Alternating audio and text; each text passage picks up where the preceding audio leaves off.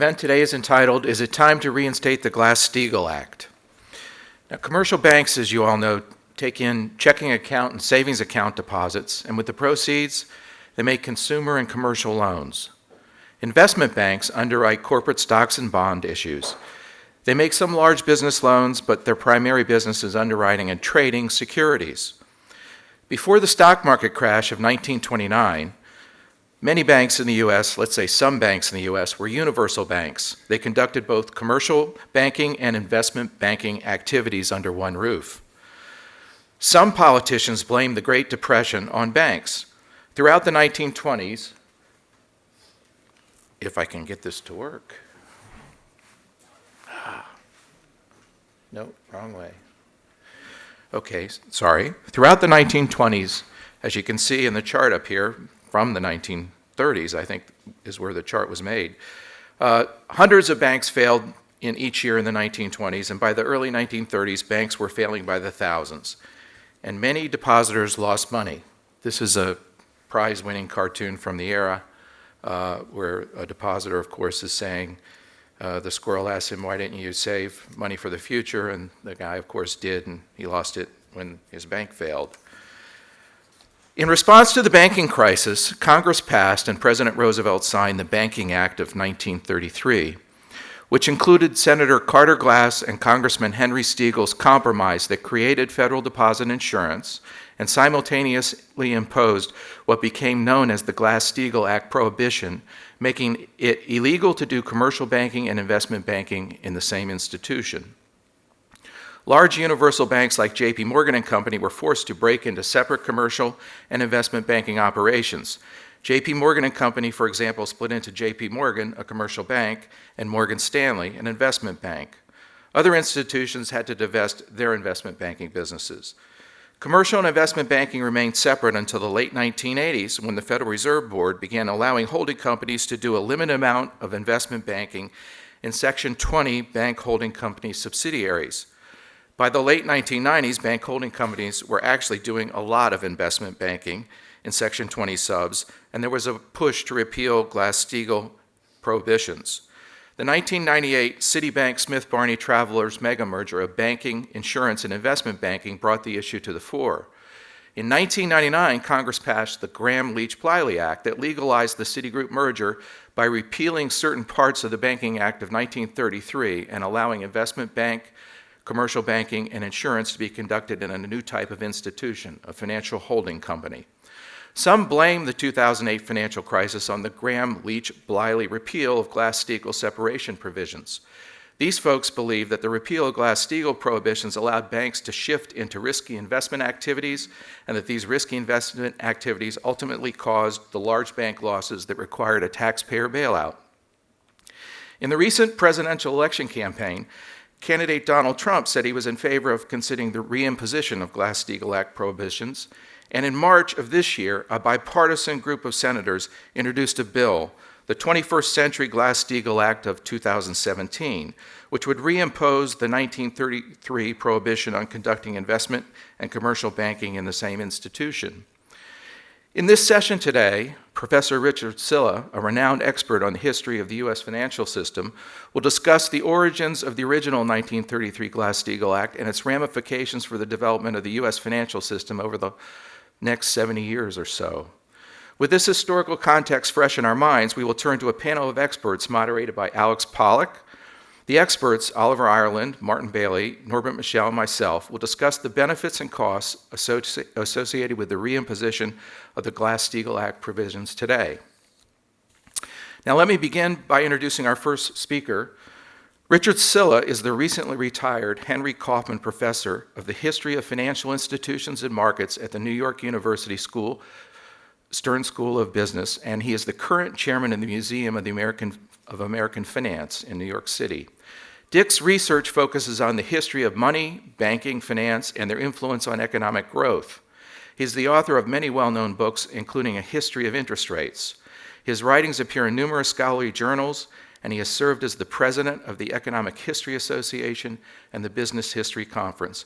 Please join me in welcoming Dick Silla.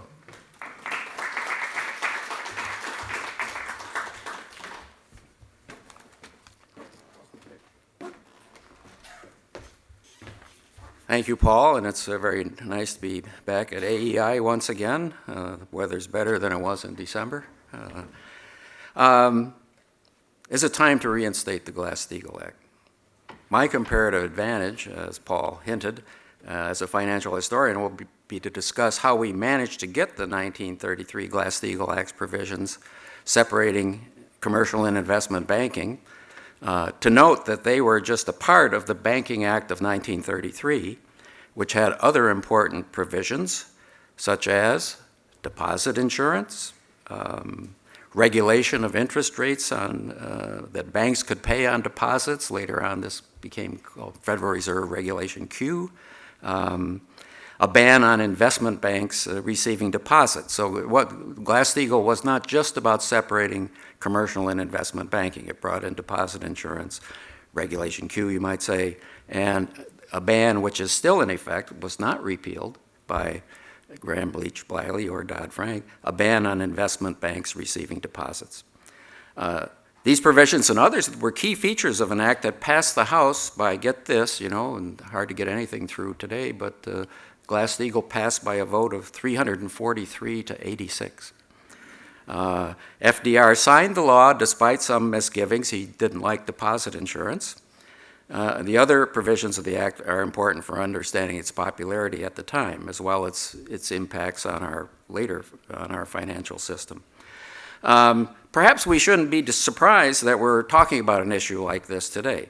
There are certain similarities between 1933 and now, or recent years anyway. There were crises, financial crises, 1929 to 33, 2007 to 2009.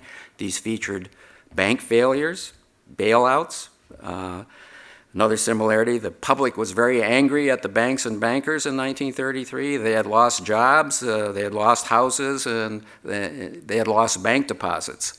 Now, or at least recently, they lost jobs and houses, but they didn't lose their bank deposits, thanks to Glass-Steagall's bringing in deposit insurance. Then and now, there were banking scandals. Then it was First National City Bank was one of the problems. That's today's Citibank. Chase had some scandal problems. Goldman Sachs had some scandal problems. And J.P. Morgan and others had what were viewed as scandal problems. And now, guess what? The institutions are not all that different. In the recent crisis, Citibank had scandals. J.P. Morgan Chase had some scandals. We all remember the London whale. Goldman Sachs had a number of scandals. And J.P. Morgan Chase, I guess I mentioned that one. Yeah, they had some scandals. So the scandalous players were not so different in 1933 than they were in the recent crisis. And in both cases, 1933 and recently, there were investigations. Then it was the Pecora hearings. More recently, in 2010-11, to mention just one, the Angelides Financial Crisis Inquiry Commission. Then as now, there were populist politicians involved in banking, talking about banking reform. Then it was Henry Siegel and guys like Huey Long and others. Now it's Bernie Sanders, Elizabeth Warren, and Donald Trump, maybe, and some others. And there were non-populist politician reformers. Then it was Carter Glass, Senator Carter Glass, whose name is on the Glass-Steagall Act. Now we see Senators John McCain, Maria Cantwell, and Angus King, among others, sponsoring the idea of a 21st century Glass-Steagall. So there were some similarities between then and now. There are also some important differences.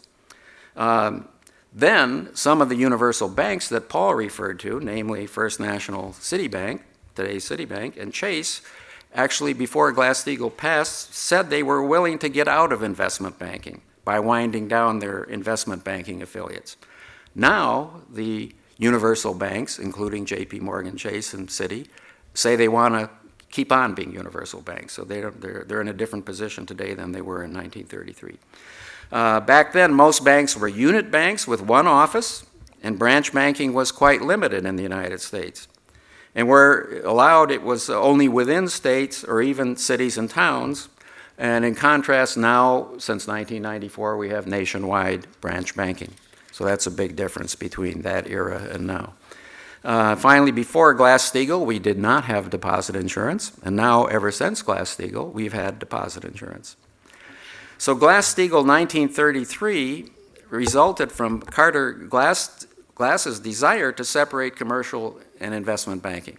That seems to be what people think of as Glass-Steagall today, separate commercial and investment banking. And the original act, that was what Carter Glass wanted. He considered himself, whether rightly or wrongly, to be the father of the Federal Reserve System, and he thought the combination of the two in universal banks, investment and commercial banking, was too risky. It messed up his cherished Federal Reserve, contributed to the 1929 Wall Street crash and the Depression's bank failures. So that was where Glass came down. And I said Glass-Steagall resulted from Glass's point of view and the point of view of Henry Siegel, a congressman from Alabama. His desire was to institute deposit insurance as a way of preserving unit banking after many small unit banks had failed with depositor losses. Paul had this nice slide. Maybe you could put it up again because it reminds us what happened. Here's the you got the cast of characters there too, right? But I think the one of the bank failures from 1921 to 33 is something to impress on our minds. So Siegel wanted to have deposit insurance as an alternative, to protect the small banks as an alternative to the extension of branch banking. It seems strange to us today, but there were thousands, even tens of thousands of little unit banks in the United States, and one of their greatest fears was some big branch bank would come in and open a branch next door and undercut them, so they seemed to have a strong interest in preventing an extension of branch banking, but they were failing right and left, as the slide shows you, and Henry Steagall's way of preventing that was to put in deposit insurance. The banks still might fail, but the public wouldn't care because they were insured. Deposit insurance basically was popular only with Siegel and the small unit banks, and maybe the depositors who had lost their money in those banks when they failed, big millions of dollars of losses. Because of the historical record of deposit insurance in the United States, both before the Civil War when there were some experiments, and in the 1910s and 20s when some states tried to put in deposit insurance, that history was rather tainted. Most of the deposit insurance schemes before the Civil War, and all of them in the 1910-20s, failed. And apart from those small bankers and Steagall and maybe the depositors who lost money, most people were against deposit insurance. The antis included Carter Glass, Franklin Roosevelt, the larger diversified banks. The big banks saw deposit insurance as a way of taxing them to subsidize all of these thousands of small banks. So respectable opinion, which I think counts for a lot in Washington, D.C., respectable opinion was against deposit insurance. So how did we get Glass-Steagall? Carter Glass had said he could not support a banking reform bill with deposit insurance, and Henry Siegel said he could not support a bill without it.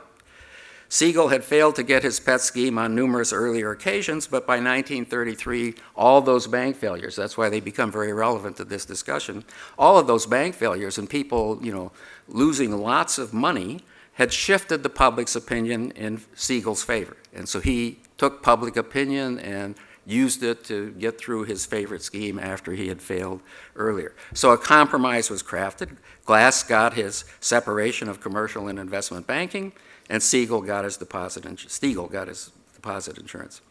And Franklin Roosevelt swallowed his distaste for deposit insurance and signed the bill.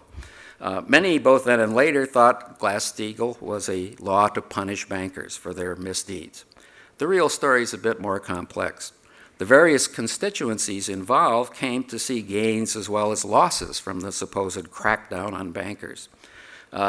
These constituencies included, of course, the big money center, sometimes universal banks. That was one. Another one was the small unit banks. Third one was the securities firms, the broker-dealers, and investment banks. And a fourth constituency was, of course, the public.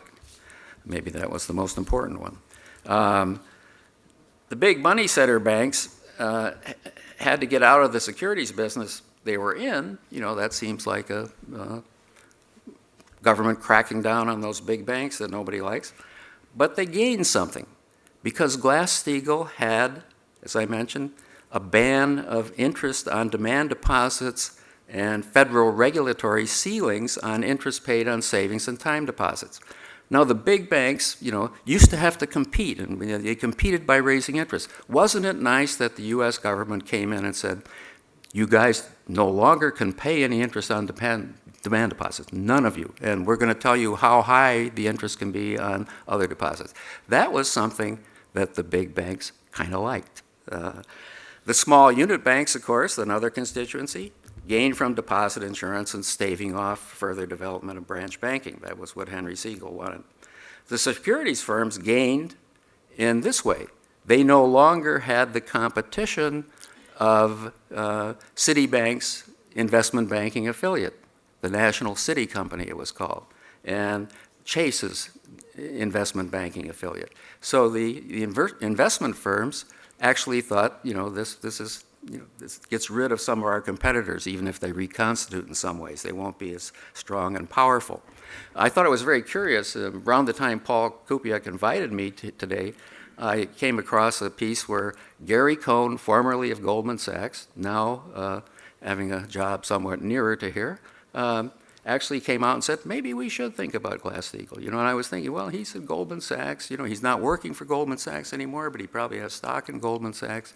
If we had a new Glass-Steagall, that might cut down on the competition of the big universal banks with Goldman Sachs. And so that I thought was interesting. And then the public, or at least the bank depositors, gained from deposit insurance as that fourth constituency. On the whole, this is a lesson of how legislation is actually made. It involves compromises, offsetting losses of a particular constituency with something that they can regard as a gain. And was it good legislation that we should bring back? Well, the best thing to be said in favor of that is that after 1933, this country had a half a century at least of kind of financial stability. One of the first things I learned in economics, of course, is that the post-hoc, propter-hoc fallacy. You shouldn't say that after this, because of this, but many people have kind of, whether it's fallacious or not, have sort of said, and I think this is part of the motivation for bringing back Glass-Steagall, that we, under Glass-Steagall for half a century or maybe a little longer, we had a lot of financial stability. And that's in contrast with the financial turmoil or turbulence of recent years, which becomes a main argument for returning to Glass-Steagall. But Glass-Steagall led to some problems. In effect, it was a cartelization of commercial banking with price controls and limits on entry. For a while, commercial banks like this, establishing the grand tradition of what some of you may have heard, maybe most of you have heard, called 3-6-3 banking. Without much competition, you would pay the depositors 3%, lend the money out at 6%, and be on the first tee of the golf course at 3 p.m. That's what 3-6-3 banking was. Kind of nice and quiet, not too competitive.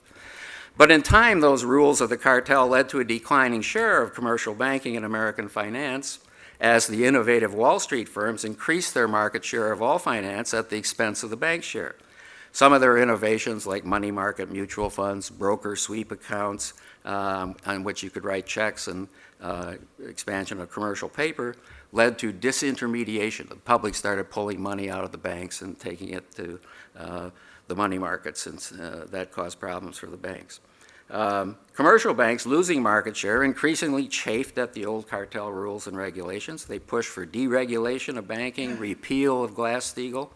By 1999, as Paul mentioned, they got virtually everything they wanted in the way of deregulation and the repeal of Glass-Steagall. And then, of course, we had some more financial instability. The popping of the dot-com bubble in 2002, a bunch of scandals connected with names such as Enron, WorldCom, and then finally the crisis of 2007-09 and our rather slow growth thereafter. Based on the history of how we got Glass-Steagall in the first place, I would guess that a 21st century Glass-Steagall will be an unlikely event. Why?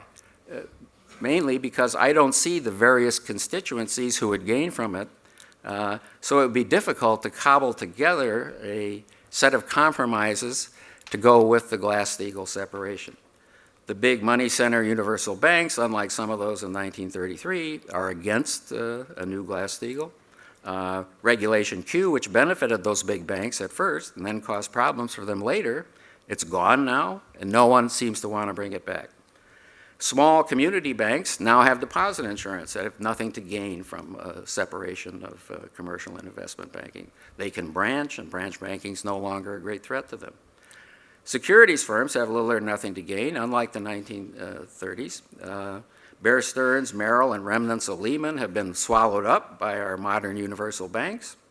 And Goldman and Morgan Stanley have become bank holding companies with access to Fed lending, so they don't seem to have any great interest in the separation.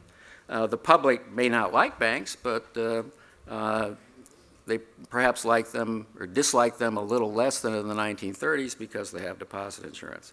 So it's hard to see how a 21st century Glass-Steagall would have appeal enough to interested constituencies to attract legislative support.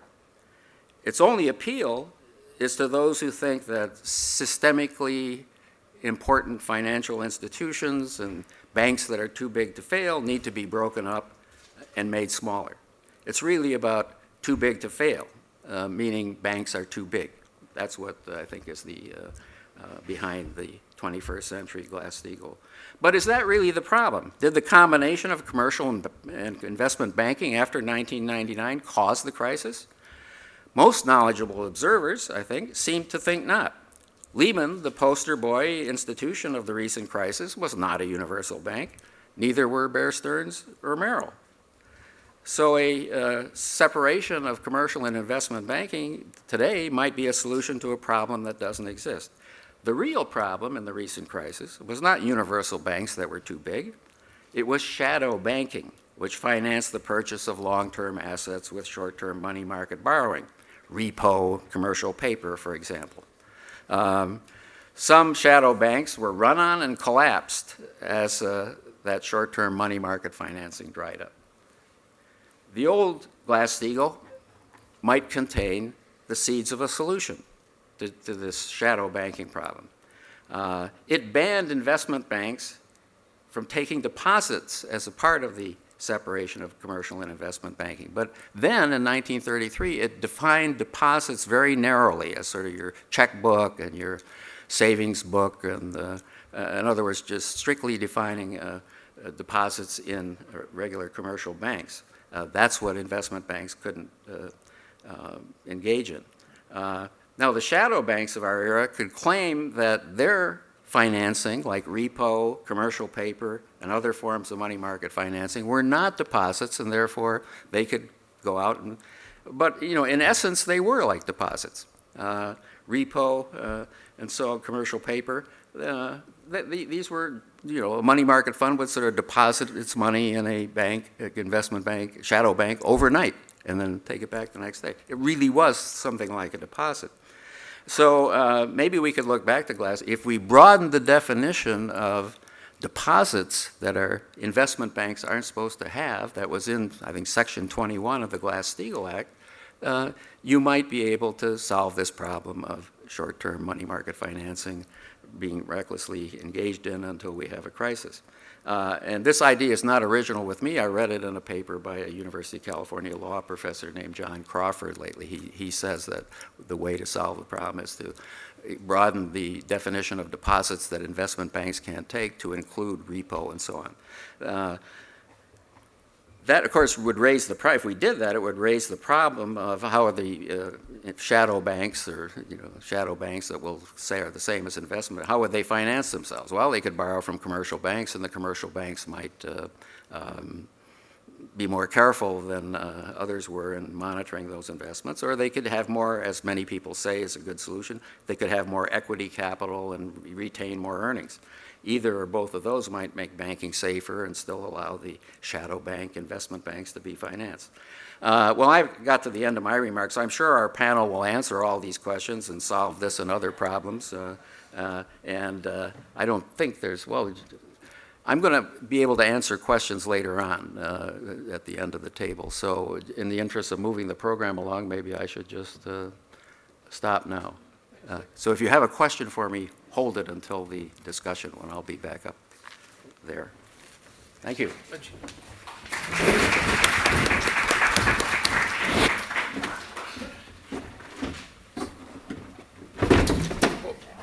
right? No, I'm fine. Well,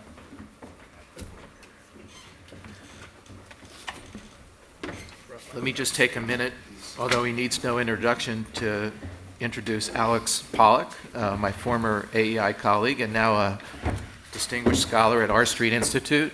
And Alex is going to moderate the panel session. Be careful.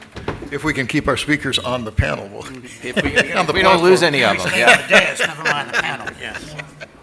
Okay. Thank you, Paul. Ladies and gentlemen, we're going to continue our discussion of is it time to reinstate the Glass-Steagall Act with our panel.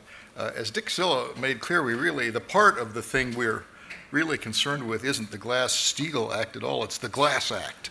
It's Carter Glass's particular idea that he got put into this act. I'm going to introduce our distinguished and very knowledgeable panel shortly, but Paul asked me to begin with a few reflections of my own on the question of the day, so here are 5 minutes worth. Paul said we should discuss the benefits and costs of imposing a new version of the Glass-Steagall Act, but I don't think there are any benefits, so that's a short discussion. As far as I can see, and as Dick said, not having the Glass-Steagall Act had nothing to do with the housing bubble of 1999 to 2006, or the resulting financial crisis of 2007 to 2009, and not having it had nothing to do with any other financial crisis, including the banking panic of 1932-33, whose numbers Paul put up there for us, or the Great Depression.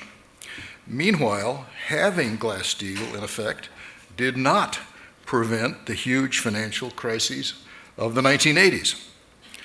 Having Glass-Steagall in effect did require, I believe, if you look over the history, making the commercial banks act as assistant lenders of last resort to the Federal Reserve when the Fed wanted to prop up floundering investment banks, as it did, for example, in the commercial paper market collapse of 1970, which followed the bankruptcy of the Penn Central Railroad, or in the stock market panic of 1987. So you got this funny role of Fed commercial banks and investment banks because you had Glass-Steagall.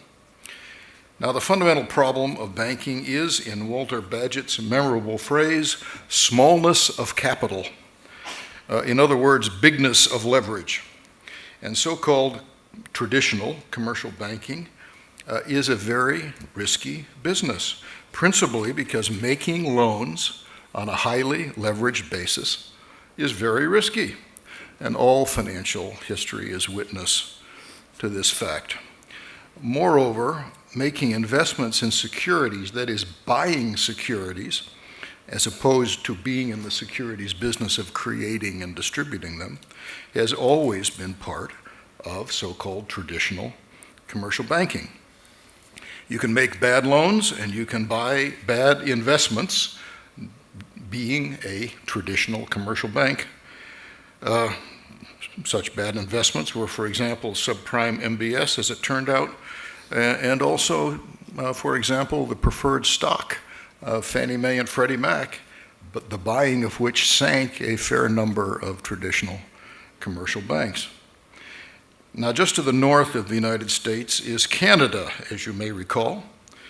Canada's banking system is generally viewed as one of the most stable, if not the most stable, in the world, and there's no question that it has a much better historical record than does the banking system of the United States.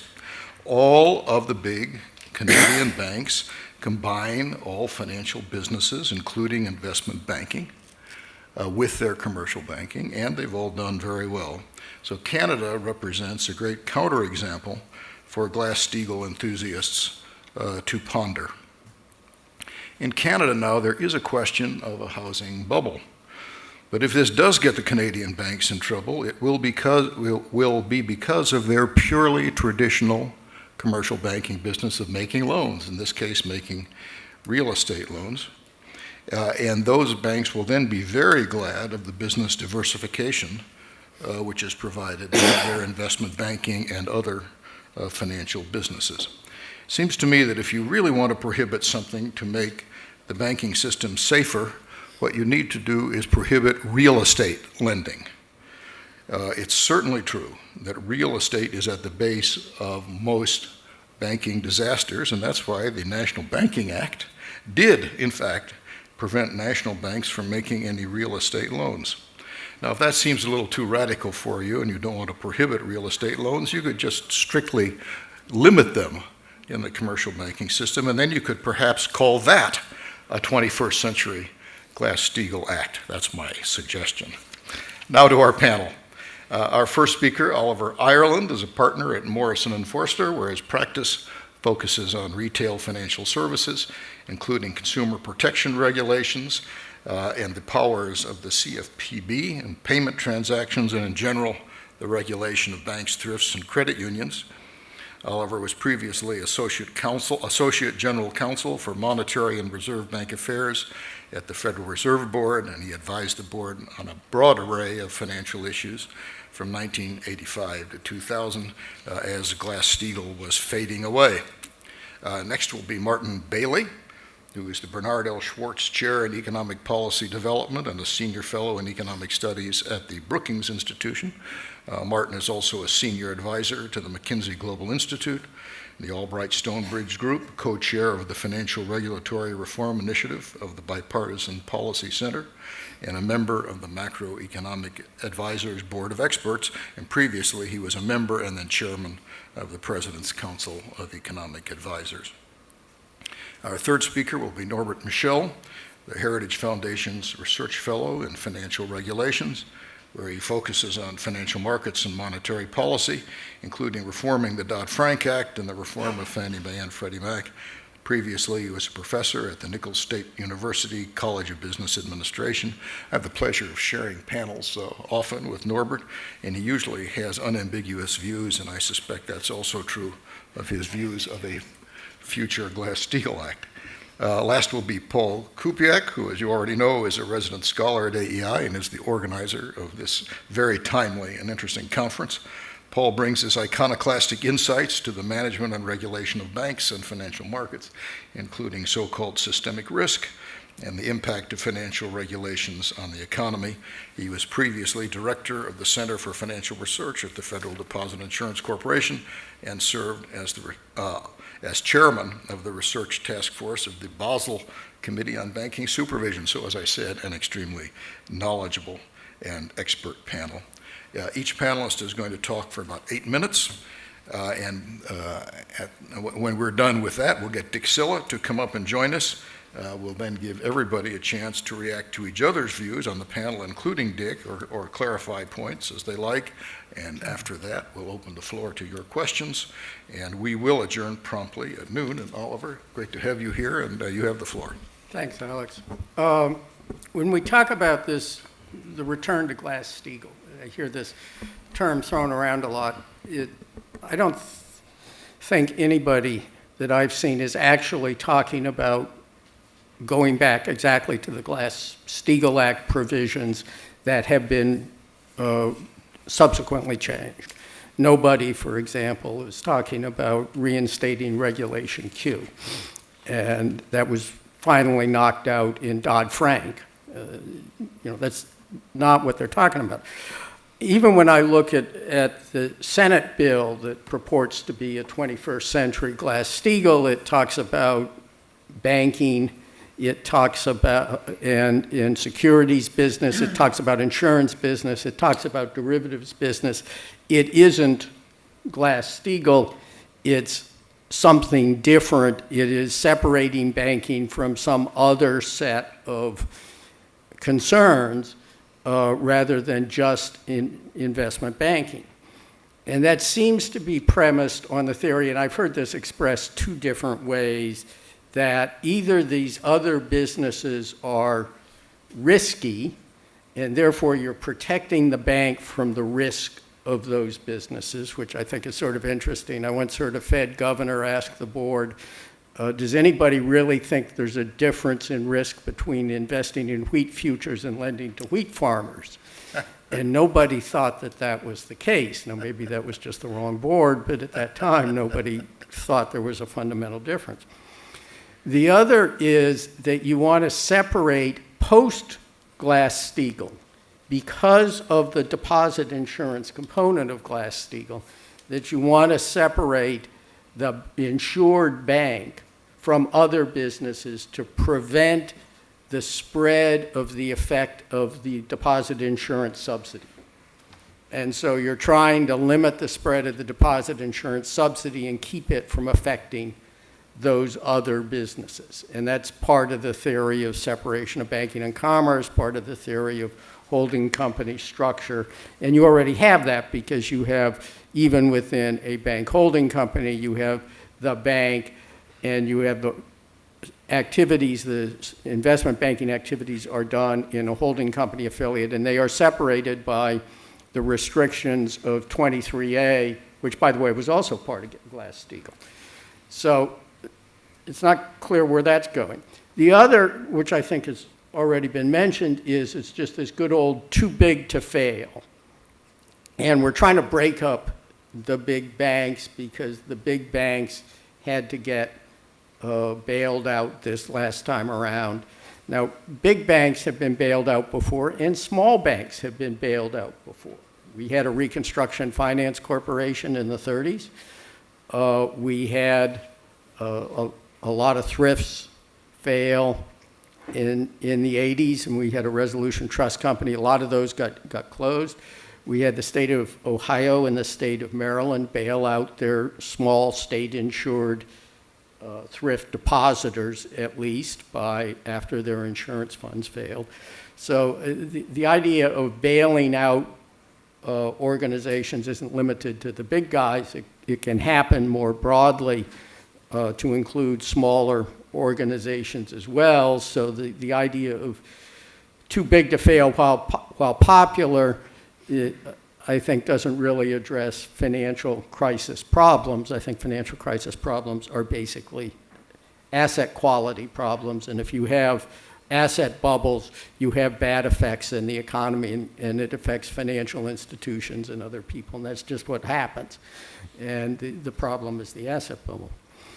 The fifth version of Glass-Steagall, I think, it reminds me of a professor I had in college, and he was a Yale law professor named Charlie Reich, and he wrote in the 60s a book called The Greening of America, and it was a counterculture favorite at the time. And he used to talk in class about simple peasant rhythms and returning to the wonders of the Middle Ages, where people were all lived better despite the Black Death and everything else. And as I see the term Glass-Steagall thrown around, the sense I get is somebody is trying to argue that the system was better in the past, and this is a buzzword for better in the past, and so we're going to talk about Glass-Steagall. The question is, what proposals are we going to see on the table? I think the chances that we see an actual word for word, and there's some technical language we can get into later if we get into questions about how this evolved. The idea we get to actual Glass-Steagall, the chances of that are zero. The chances that the current proposed Senate bill on Glass-Steagall passes in the current administration, I think, are also probably zero. Maybe you can get them up to 1%, but who knows what happens. Is somebody going to look at restructuring the financial system as part of the rollback of Dodd-Frank regulation? We expect to see a study out of the first report out of the Treasury, not the only report, but the first report following the Trump executive orders within a week, I think, as I count the days. That might well happen. What's it going to look like? It's going to try, hopefully it's going to try to adapt to the 21st century markets. But a return to Glass-Steagall, I think, is a discussion under using that as a term and not really a realistic discussion. Thanks. Martin?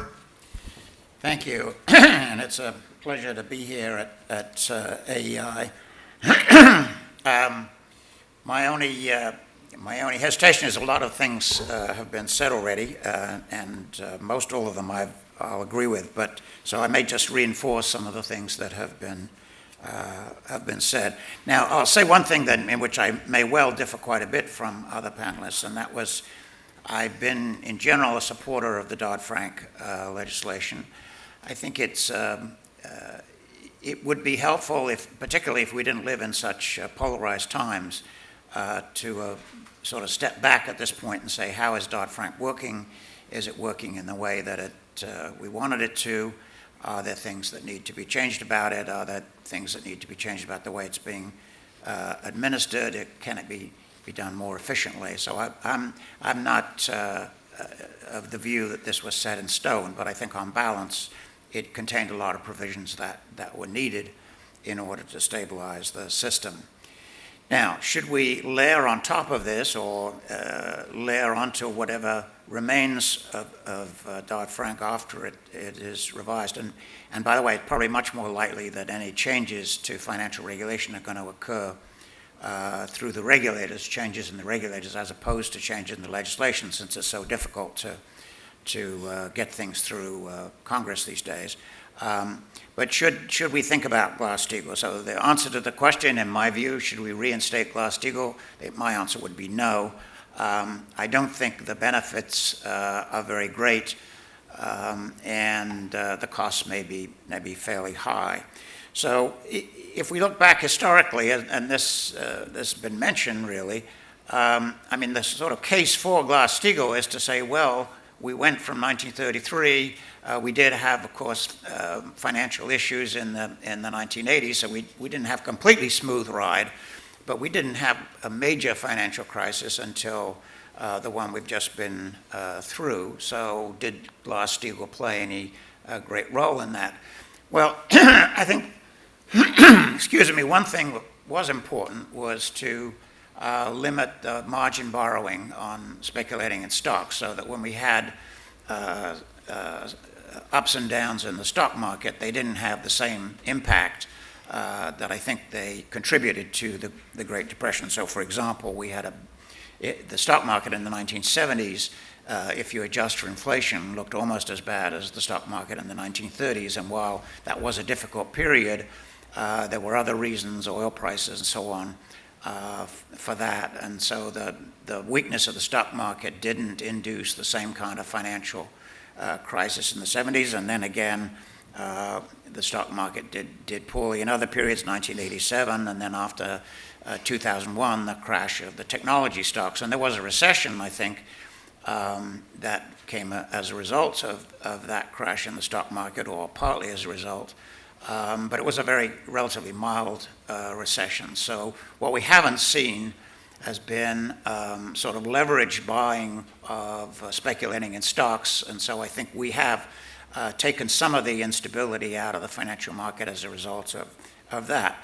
But that doesn't mean we have to have Glass-Steagall. So again, at the risk of repetition, I think if you look at the recent financial crisis and you'd say, well, who failed? Bear Stearns, Lehman, Wachovia, IndyMac, Countrywide, Fannie and Freddie. So these were not universal banks. Citi, of course, got into trouble. Citi's had a history of getting into trouble. But it doesn't look as if being a universal bank particularly was a predictor that you were failing. So that really doesn't suggest that Glass-Steagall or the end of Glass-Steagall played a particular role in the most recent financial crisis. So what if you were to reinstate it anyway? Well, I think it would be costly. It is, for one thing, I think it's a bit much. Regulators, after all, were sort of carrying the shotgun in some of the marriages that occurred around the time of the financial crisis. They were encouraging or almost telling some of the banks they needed to, in the country's interest, they needed to merge with failing institutions. So they became bigger as a result of that. J.P. Morgan Chase became bigger, and Bank of America became bigger. So they were taking advantage of the strength of some of the institutions to try to absorb some of the failing institutions.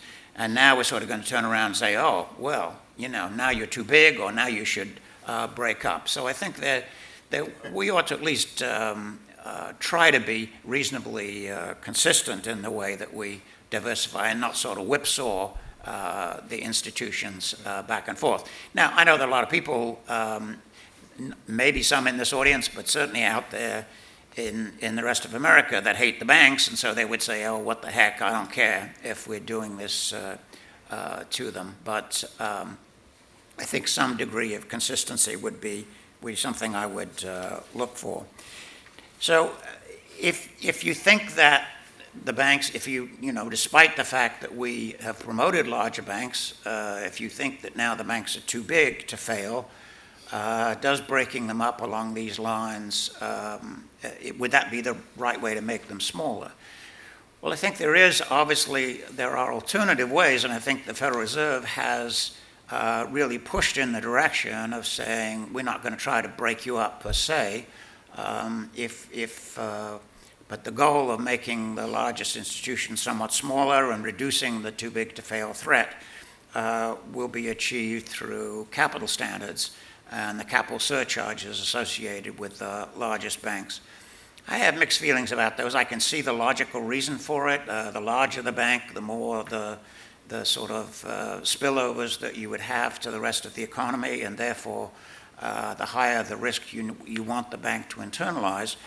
And I do think in general that having plenty of capital is an important part of having a more stable banking system. But if you really want to make the bank smaller, then I think doing it through the capital requirements is probably a better way to go than breaking them up on functional lines, which, as we said, doesn't seem to have been a key factor. And in fact, one could make the argument that there are advantages to size and advantages to diversity of activities. As 2 or 3 people have noted already, lending money to small businesses, which is something we want banks to do, is a risky activity, probably the most risky thing that they could be doing. And so if they have other activities that they're earning money on that can insulate them. So for example, JP Morgan, the whale activities, well, that was obviously a failure by JP Morgan to make sure they had risk strategies in place for their own bank. But they were able to swallow those losses relatively easily, so that being as large as J.P. Morgan was was an advantage in that it was not threatened by the London whale, really. So there are advantages to size there as well. I think so. The last comment I'll make, and that is that. The issue that I think has been identified here is not only capital, we need to have enough capital, but there has to be some limitations or some regulations around the use of short-term wholesale funding. Obviously, in the old days before deposit insurance, retail deposits were pretty runnable, and they did run. And in those countries that had limited deposit insurance, people were lining up to get rid of that, to get their deposits out. And of course, some people were lined up here in the United States in the crisis, but it was very, very limited. I have an account in Citibank, and Citibank was looking very bad at different points, and I kind of thought, well, I don't have to take my money out because it's insured. So you have, in a sense, through deposit insurance, given banks a very stable form of funding, and you have to make sure that they don't then go into wholesale markets and use repos and other forms of short-term funding and then endanger the whole system. So I think some of the regulations, which are not only around capital but a net stable funding ratio, and so on, what part of Dodd-Frank I think were also worthwhile. It sounds like I'm out of time, and I'll stop. Thank you. Thanks, Martin. Norbert? Thank you. So I wish that I wish that I could share Oliver's sort of optimism for there being no chance of any new version of Glass-Steagall being implemented. You've got it in both the Democratic Party and Republican Party platforms, and it's in the Republican Party platform largely because of the President of the United States. One member of the Senate Banking Committee is co-sponsoring a bill to do exactly that, and the Banking Committee is chaired by a senator who is known for bipartisanship, which in this environment means doing what the other side wants to do. So I don't share the optimism that this is a dead issue. And I wish it was. It's incredibly unfortunate that this is the kind of stuff that we're spending time on. And I say that because of various reasons. One is the basic evidence of what has happened in the post-war era. If you look, as of 1995, there are only two industrialized countries that had a separation of commercial and investment banking. It's the United States and Japan. And Japan only had it because the United States forced them to have it. None of those other countries, none of those other major industrialized countries had a banking crisis. We had two. And this is, so it's superficially, you have a big hurdle to get over, okay? Now, when you look beyond that superficial evidence, if you look at financial theory, it would tell you that you don't want to have a bunch of narrowly constructed companies that can only invest in effectively one type of asset. That's exactly what the Glass-Steagall type restrictions do. That's the wrong approach. You want a diversified approach. You want a diversified portfolio if you're an investor, and if you impose that theory on the firm, you end up in exactly the same place. You want the firm to be well diversified, not narrowly dependent on one type of asset. Now, and I think Oliver had another great analogy. You know, there's this idea that Glass-Steagall prevented banks from making speculative, risky investments is dead wrong. Commercial loan is a risky, speculative investment, plain and simple. And the notion that you can prevent those sorts of risky investments by not letting the bank make a market or have its own trading book in something like wheat futures, while at the same time lending to the wheat farmer, is again dead wrong. You're mixing things up here because of things that you don't understand when you argue that that's what we should be doing. Now, another part of this, if you look at the evidence from the pre-Glass-Steagall era, we have one of these rare instances where the theory and the evidence actually match.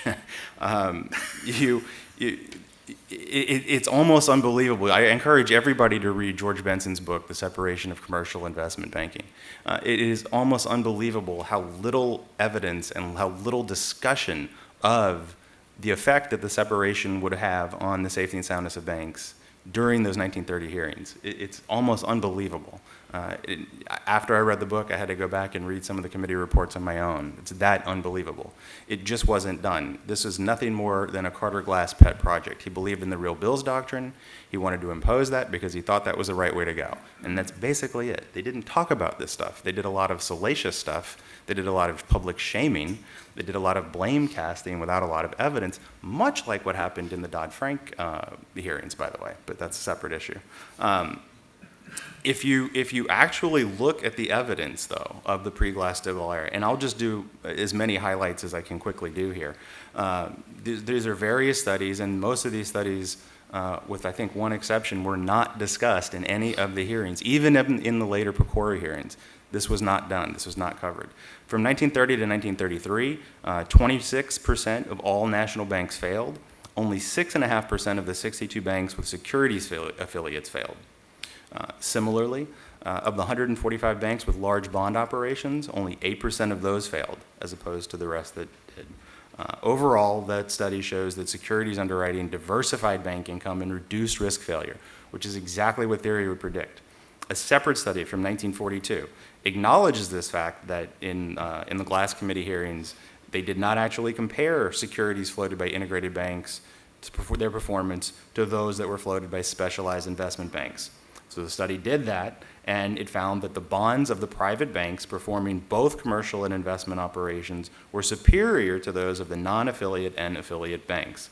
A separate Federal Reserve study, which was actually sent to Carter Glass prior to the passage of the 1933 Act, suggests that the bond losses were not a disproportionate cause of bank failure. The study examined a sample of 105 member banks whose operations were suspended in 1931. Bond losses were cited as the primary cause of failure in only 6 of those 105 banks, and as an important contributing cause of failure in only 4 other cases. A separate study finds that in the pre-Glass-Steagall era, bonds underwritten by integrated banks defaulted significantly less often than similar issues underwritten by investment banks. And if you go through the hearings, I've still got about 4 minutes, right? If you go through the hearings, what is even more striking is that they actually took evidence that contradicted the premise that you should be separating these things because they would make things more risky. And I'm not talking about, just opinions of just anybody. Senator Glass, in one of the hearings, asked the comptroller, J.W. Pohl, what do you conceive to be the general cause of numerous bank failures for the last 5 or 6 years? The comptroller blamed economic changes and stated, I know of no instance where the shrinkage in value of collateral or bank investments, as far as national banks are concerned, has been responsible for any bank failure. And then he kind of hedged and said, or at least very, very few. J.H. Case, chairman of the board of directors of the New York Fed, literally blamed the crisis on overbanking, too many banks, relative to the demand for banking services. H. Parker Willis, key advisor to Senator Glass, asked the vice chairman of what was the First National Bank of Boston, B.W. Trafford, do you think those investments in bonds, which was a lot of the securities at the time, do you think that those have had any significant cause of bank suspensions in the Northeast or in other parts of the country? They went back and forth a little bit. Willis pressed him, and finally he said, the security movement, are you saying that the security movement has had nothing to do with the bank failures in your part of the country at all? And he responded, no, not this last year. President of the First National Bank of Fergus Falls, Minnesota, testified, in the past 8 years, 9 banks have failed in our country. No national bank has failed. While the failure of these 9 banks was due in part to unwise loans during the land boom period, there was dishonesty in nearly 1, and 10 officials of the banks which failed in the Fergus Falls area were sent to the penitentiary. Practically every one of these little banks which failed was in the farmland game. And that's a whole nother story, but that's not commercial and investment banking combinations. Senator Peter Norbeck from South Dakota asked a member of the Federal Trade Commission what he believed was the cause of the Minnesota bank failures, and March also replied, I attribute the failure to the condition of the agricultural company. I think at the risk of not boring you to death, I won't continue, but that's what was actually going on. You don't have evidence in this last crisis, and you don't have evidence in that crisis that a separation of commercial and investment banking would really do anything for the safety and soundness of the banks other than make them less safe and less sound. So I'll stop there. Thank you, Norbert. Paul. So let me get this straight, Norbert. One powerful senator whose favorite pet project disagrees with all the evidence still could get something passed that lingered for 50 years. Hence my lack of Oh, my gosh. When the opportunity was created by the crisis. Okay, so I have some slides here somewhere that I will get to in a minute. Those are the 2 guys. That's the guy on the left that was the, anyway. There's only one concrete Glass-Steagall proposal that's actually been drafted into a proposal for law, and it was introduced in March by Senator Warren, Senator McCain, Senator Cantwell, and King. And before you, and I know you all won't believe me anyway, you think I stacked the panel to be against you. I know you all think that, and everybody watching TV. I actually sent many an email to Senator Warren's policy people trying to get them to put somebody on, the panel, and they said there wasn't any way they could possibly do it. And then I reached out to Sherrod Brown's staff and asked him if he would, or if his staff would, want to put somebody up here that would want to talk about the law, and I couldn't get anybody there either, and by that time, I gave up. But anyway, so the law that's been proposed in March, the goal is essentially to protect FDIC insured deposits by limiting the risky activities of insured institutions. And so if this were to become law, depository institutions would essentially have to become narrow banks. They would have to accept deposits and make consumer and commercial loans. They would be prohibited from being affiliated with any institutions engaged in what are wholesale securities market activities, investment banking, broker dealing, swap dealing, futures dealing, hedge fund ownership, prime brokerage services, issuing or investing in structured financial products. So those are mortgage-backed securities and other things. So that would be a pretty severe restriction. So if the law were passed, the bank holding companies would have to divest ownership of affiliates engaging in prohibitive activities, and they'd have to get rid of their investments and derivative positions that weren't allowed. So what I did was I went to the regulatory data, and I looked at the top largest 10 bank holding companies, the 10 largest too big to fail financial institutions, using December data from last year, the Y9C reports of the Federal Reserve for the holding company, and I tried to estimate what would happen to the 10 largest bank holding companies if this law were imposed. And there's two ways you could look at this. You can look at their balance sheet, and you can sort of, by going through the balance sheet, you can try to pick out the assets that would have to be sold if the law were passed, and that's one approach at it. And you're never going to get it exactly right, but you can kind of guess. You kind of know what categories they couldn't hold anymore.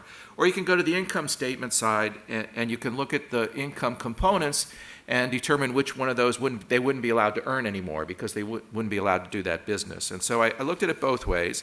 And from the asset approach, here's the 10 top bank holding companies in the U.S. And when I went down, you can see their assets, and you can see the percentage of the holding company assets that are actually funded by deposits. So that's one thing. If we're trying to protect deposits, how much of these activities are funded by deposits? That's the sort of second column of numbers over there.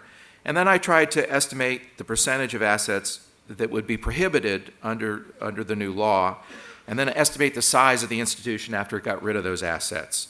And one notable thing is, my animation's not working. So anyway, I should have had a red box around Goldman Sachs and Morgan Stanley, because Morgan Stanley and Goldman Sachs are primarily investment banks, and what they would divest under their assets would be their banking. They have banking subsidiaries, so they would only have to divest the little bit of their holding companies that are actually banking, and for Goldman Sachs it's about 12.3%, and for it's a little bit bigger with Morgan Stanley. So both of them have actually what are grandfathered industrial loan corporations that are deposit-taking institutions, and they'd have to get rid of those.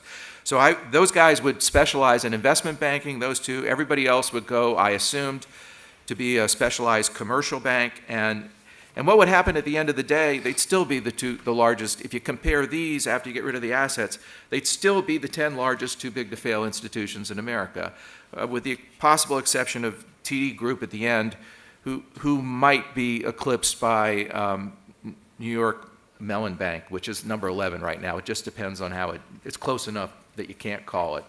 But basically, they'd still be the 10 biggest too big to fail institutions in America. And if you go and you look at the income approach side, you get different numbers. Ballpark, same thing. So, and again here, Morgan Stanley and U.S. Bancorp, the prohibited income here of 69 or 70% and 75%, that's actually the income they'd keep, because they would keep their investment banking operations. So here that's kind of, they would shrink, their income would shrink because they have to get rid of commercial banks, and it would knock out for Morgan Stanley about 25% of its income, and for Goldman Sachs about 30% of its income. So anyway, either way you look at it, income or asset side, the 10 largest too big to fail institutions in America would remain the 10 largest too big to fail institutions in America. But if you think about what would happen to the dynamics here in the market, you'd really just end up redistributing assets across these SIFIs. The holding companies, JP Morgan Chase, Bank of America, Citi, they would have to sell investment banking assets. businesses. Who's going to buy them? Well, Goldman Sachs and Morgan Stanley. They're going to be really big bidders for that. And before the financial crisis, we had 5 large investment banks. Now we have 2.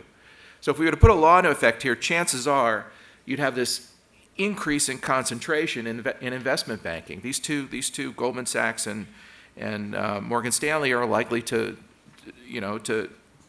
take up the business of what the bigger banks are going to have to shed.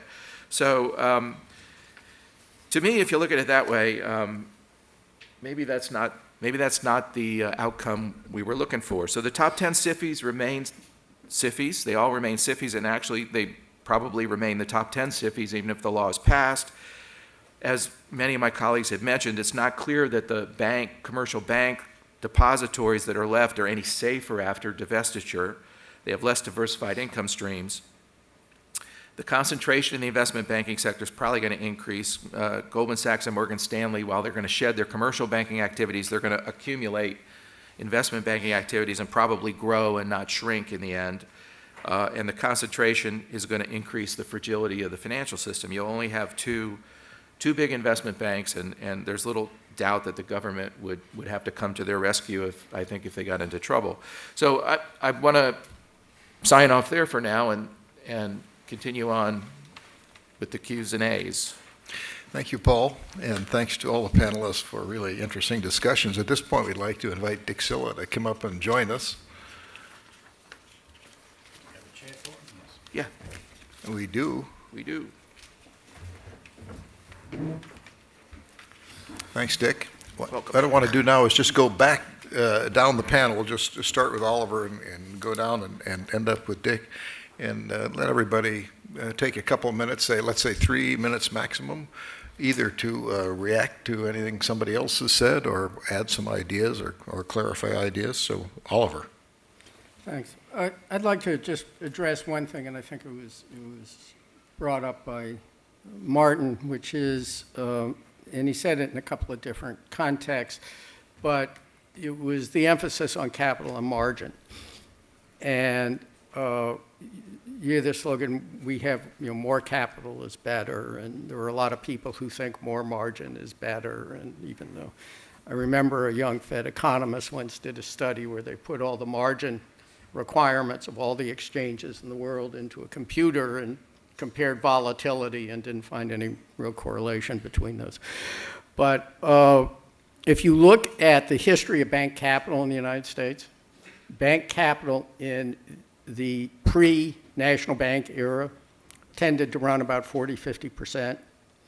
And as you increased the level of regulation and supervision of banks progressively through the National Bank Act, the Federal Reserve Act, the Federal Deposit Insurance Act, the Glass-Steagall Act, and so on, that number declines to something under 10%, and now it has started to go back up. And one of the points is that by regulating the institutions and overseeing the institutions, you reduce the cost of financial intermediation, because capital is a cost, and as you raise capital, you increase the cost of financial intermediation, and it's essentially a tax on the economy. And we have had, over the last, during this financial crisis, we have had an extremely accommodative monetary policy, the most accommodative monetary policy I can think of. And at the same time, we keep raising capital requirements, which moves in exactly the opposite direction from an macroeconomic standpoint. Just a side note on capital numbers. I took the current GSIB capital requirements, including the total loss absorbing capacity requirement, and applied it to the balance sheet of Continental Illinois Bank as of June 30th, 1984. And the numbers you get out of that, assuming Continental is a GSIB and has a GSIB surcharge because it was the 7th largest institution in the world. There were 8 GSIBs in the U.S., not 10, and you left out State Street and Mellon. Those are the 10 biggest by assets. Those are the 10 biggest by assets, but not by the Fed scoring system. But anyway, you do that, and you look at the capital in Continental, you look at the total FDIC bailout package, everything they put into it, and you come up with capital left over after you've done that. So we are now at a capital level that exceeds one of the most significant failures, and Continental was in very bad shape, an asset quality position at that point in time. So if we're trying to get rid of too big to fail, just on a capital basis, I think you've done it. And if you think you need to go further and do that from a capital standpoint, I think that's a mistake, and you're just taxing the economy. I would point out on the margin front, there were margin requirements introduced in the 30s, federal margin requirements for the stock market. Those margin requirements are initial margin requirements only. They are not maintenance margin requirements, i.e. they do not adjust as the value of the securities fluctuates going forward. The exchanges have maintenance margin requirements. I think in the long run, in terms of risk control, maintenance margin is probably more significant than initial margin. Thank you. Martin, additional comments? I'll be very brief. I'd really just sort of respond to the last comment. I agree that capital is a cost of intermediation, and I think it's very hard to assess exactly what the right capital levels should be. I've had a number of conversations with Alan Greenspan where he's pointed out that historically bank capital was much larger, and he says it was fine then. Why shouldn't we have 20% capital now? And the Choice Act, as we know, has suggested a 10% leverage ratio. It's very hard to know what the right number is, but I agree it's a cost, and margins are a cost to the economy, and we sort of have to weigh the probability of failure against that cost. I do think using long-term unsecured debt to create a total loss absorbing capacity, which I think is less expensive for the banks and for the economy than capital itself, is a helpful innovation. And in the event that a bank gets into trouble, then this long-term unsecured debt will basically turn into equity. So I think that helps to reduce the cost. But I don't know that you were disagreeing with my point that we have been able to avoid financial crises induced by gyrations in the stock market, but it does appear that's the case, and I think it's been, at least in part, because of limits on the leverage associated with stock market holdings. I am inspired to jump in here with a quick story. One of the, because I think Martin's point on the margin requirements for stocks is a good one. One of the great cartoons that came out of the most recent of the many historical financial crises was in Grant's Interest Rate Observer, and it shows a good-looking 40-some-year-old guy, obviously a senior trader at a Wall Street firm, but he's looking very frazzled, and his tie is loose, and his shirt is rumpled, and he's on the phone, and he's saying, okay, I'll try it again. Please, pretty please, Mr. Margin Clerk, sir. Norbert, additional comments? So I don't have a cartoon story like that, but and I'm not really disagreeing with anybody in particular. Just a couple things that I heard that I just want to come back to really quickly. One is that, we in Washington tend to have incredibly short memories. And again, I'll go back to a little bit of history, and I'm not the historian that Dick Silla is, but I read a lot. Go back and read the hearings in the 1980s, early 1980s, around implementing the Basel requirements. The regulators were tripping over themselves at how proud they were of increasing capital, literally in an absolute sense, of billions of dollars in capital, and in percentage terms of percentage increase in capital for the large banks, and how safe this was going to make everybody. We know how that turned out. So we should be really careful now, I think. Although I'm not saying that banks should have less capital, I'm just saying we should be really cognizant of how that might not actually solve the problem. And another thing I'll just kind of point out, in terms of the so-called shadow banking or these wholesale funds, repo markets and so forth, maybe I am kind of disagreeing a little bit on that one. I don't think that there's any problem with those vehicles per se. If you look at the 2005 Bankruptcy Act, you see a lot of changes made that that essentially made all of the wholesale funding that we're talking about, mortgage-backed securities, asset-backed securities, repos, derivatives. And in the process of doing that, gave them all safe harbors from bankruptcy protections. You put them all in the front of the line. And the idea was that if you didn't do that, you could cause a systemic crisis that they would run. And it turns out that when you put them all in the front of the line, they actually ran because they were in the front of the line. Exactly. So it's not the investment vehicle itself that was the problem. There's a lot of policy issues there that have never been fully vetted in Congress and dealt with. The new Bankruptcy Act that is in choice actually does implement a temporary stay to sort of deal with some of those issues. I don't know that it goes far enough for my taste, but I think those are the sorts of things that we need to look at. And we forget that these things happened. 2005 was a pivotal year, it turns out. But Thank you. Paul?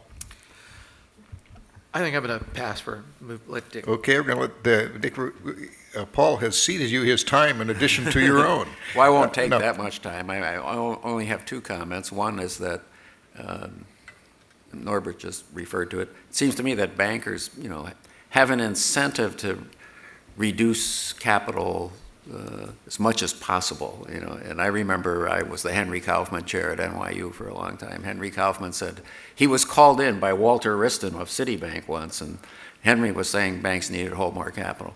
And Wriston tried to straighten him out.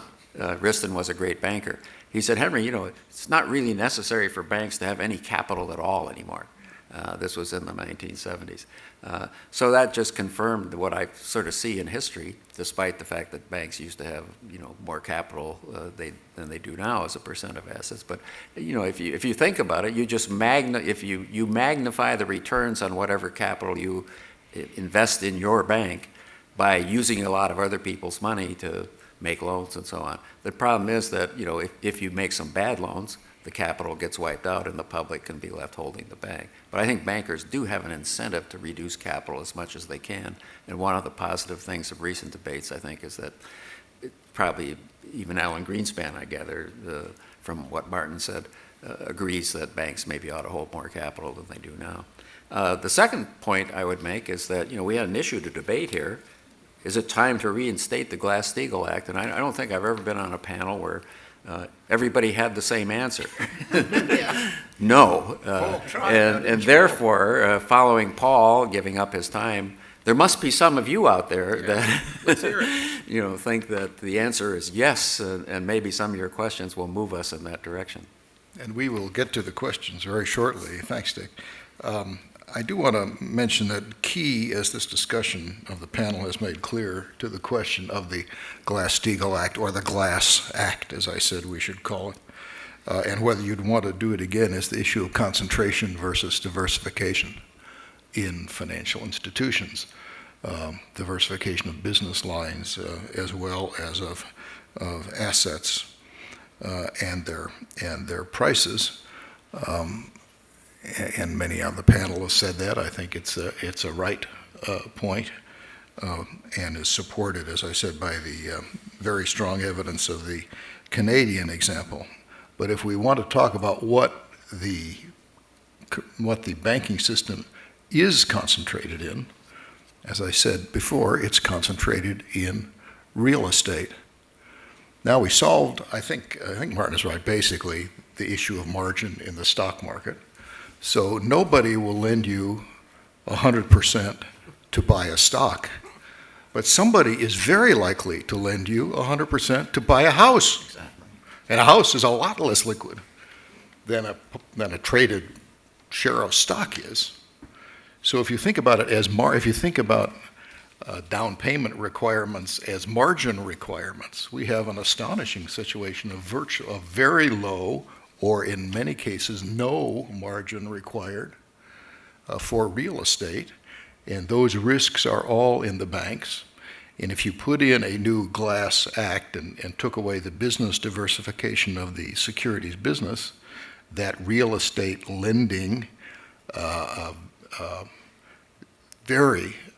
with very low margin or down payments, real estate risk would become even more concentrated in the financial system. And personally, I think that's a huge issue if you're trying to think about the nature of the system itself.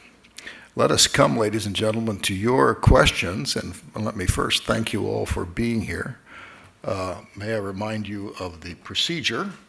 You have to, if you would, please wait for the microphone. I see one here. For the microphone to reach you, tell us your name and your affiliation, state your question. If you feel compelled to preface your question by a statement, the chair will ask you to limit that to 1 minute and remind you, if necessary, that it's time to come to your question. Let me start right here. Wait for the mic, please. Then I'm going to get to you. Hi, yes, Yalman Onaran from Bloomberg News. So several of you mentioned that perhaps the real aim for people who are advocating the new Glass-Steagall is to really break up the banks, not necessarily all the benefits, whatever. And several of you, and I'm sorry, I don't remember which ones, but mentioned sort of the tremendous cost. But what would be the cost of breaking them up? Not whether it's logical, reasonable, whatever, but when I sort of trying to look into this, I can't, there are certain bureaucratic costs, back offices have to separate, whatever. But then just having more big banks, they wouldn't change too much. Maybe we would, instead of 10, we would have 15 because they would have to, split. But what would be the real cost to the banks and perhaps to the economy if we force them to split up? Thank you. Anybody want to take that? Paul? Well, I think some of us had mentioned before, you'd probably see a lot more concentration in investment banking than you had before, which means that the business of issuing and trading stocks and bonds is likely to become less competitive. The banks themselves are likely to become higher risk rather than lower risk because they won't have diversified streams anymore. And if you could deal with that in a couple of ways, if the deposit insurance fund were actually to reflect the higher risk in their pricing, they could charge banks more for deposit insurance, and probably should, and that would pass through to customers of the banks who deposit money there and earning nothing essentially now already. But it would have to, somebody's got to pay for it. So I think there's many ways this would have a cost on the system, and I'm sure my colleagues have other comments on cost of the system? Well, yeah, Oliver. Just in general terms, you're letting a bunch of lawyers architect the economy. And as one noted economist put it to me, if he was good at predicting the economy going forward, he wouldn't be doing what he was doing then, which was at the Federal Reserve, and that he thought the lawyers probably weren't as good as he was. And I think that's probably right. You're managing the economy. We didn't just bail out banks, we bailed out automobile companies along the way. Does that mean we break up automobile companies? What's the size? What are your criteria? What is the basis for the conclusion that if you do that, the world is going to be better? And if you're going to intervene in the market, I think you want to tie it to a market failure and identify the market failure and target the change narrowly to address that market failure. All right, what is it, and what's the evidence of the market failure? I'd just chip in that I think our recovery is still relatively slow. Maybe we're getting a more robust recovery now, but it's been a pretty fragile recovery for quite a long time. So, and one thing we know is that disruptions to the financial system cause disruptions to the real economy. So if you were to break the banks up, I think you'd have to do it very carefully so that you didn't, in fact, end up disrupting the real economy, reducing the number of available loans. Large companies in the U.S. are generally doing pretty well, the global companies, but small companies are not. And some of it is not the demand for loans isn't there, but some of it I think maybe the supply of loans isn't there. So I'd be concerned that, trying to figure out how to break up the banks without disrupting the rest of the economy would be a great concern I would have. Can I come back for a second? So if you actually look at the data about where financing comes from, I mean, the banking system is important, but the securities financial markets are really an important source of finance for corporations. I don't have the numbers off the top of my head. If Peter Wallison were here, he'd have his chart that he always pulls out. But bond and markets and commercial paper markets and all the wholesale markets are much more important source of finance for the corporations than is the banking system. And, pardon me? 65% of funding in the U.S. comes from financial markets, not banks. Yeah, but I stress the small companies, and I think that's where a lot of It is. startup companies But- surprisingly do rely on bank borrowing. That's true, but taking the large banks out of the business of competing for that business it has has a bigger effect than you might imagine on the cost of raising wholesale finance. And so I think it's really it's not it doesn't sound, so there's only two firms left and, well, they'll break them up or something. But no, the concentration, there's a lot of competition that goes on in wholesale finance markets now. And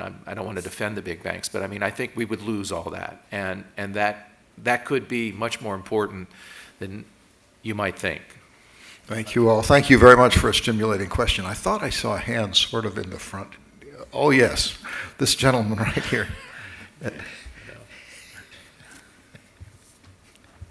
Thank you, Bert Ely, a banking consultant. I wanted to get your reaction to a sense I've had as I've listened to the advocates of bringing back Glass-Steagall, that what they're really concerned about is getting rid of the big banks, that size itself is bad. This goes back to Paul's figures that even if you spun off the investment banking activities, you still would have some very large banks. And so although this isn't being articulated, my sense, and I'd be interested in your reaction to this, is what they really want to do is turn back the clock on banking consolidation. And in effect, have a lot of the consolidating deals of the last couple of decades really be unwound. So that Wells Fargo, for instance, might be split into 4 or 5 smaller, geographically concentrated banks. I'd be interested in your thoughts about the extent that might be part of the agenda of those who are advocating for so-called Glass-Steagall return. Yes. Turning Yes. back. Yes. Yes, I think that's always been part of the agenda, but you, Bert, lived through the thrift crisis. And that was not a big institution crisis. It was a lot of little institutions. And was that easier to manage than this crisis? I don't think so. I mean, we went around with the Resolution Trust Company closing hundreds of thrift institutions. And that was a difficult process, and supervising those hundreds of institutions that closed was a difficult process. The idea that that's somehow inherently a safer structure, I don't think is true. I agree with that, Oliver, and we have to mention, in addition to all the thrifts, there were more than 1,000 commercial banks that failed at the same time. Yeah. Over the same decade. Yes. Let me get the question over here, then I'll come to you. Thank you very much, Alex. I'm John Gizzi, White House correspondent and chief political correspondent for Newsmax. And I would just say, if people could see what the outcome of a 21st century Glass-Steagall is, and I hope you'll pardon this, they would not have this attitude of covfefe when it came to reviving Glass-Steagall. I would point out, I do have a question for Norbert and for Oliver, and that is, you've made the point about possible passage of Glass-Steagall and that it has bipartisan support. Bernie Sanders was for it, and it's in the Republican platform. If you listen to Bernie Sanders or read the language of the platform, It's identical. It's revival of Glass-Steagall, no amendments, no changes, taking the legislation from the 30s and putting it back on the books.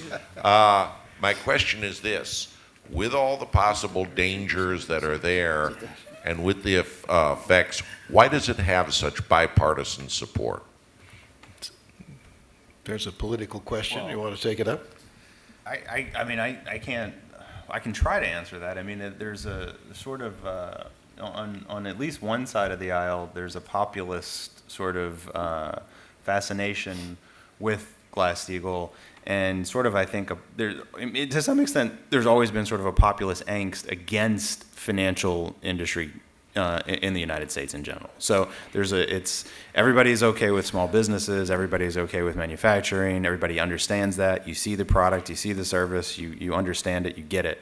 And that's not the case with the finance industry. And I think that at least explains part of this fascination with this era of the past. I don't really have a better answer for you than that.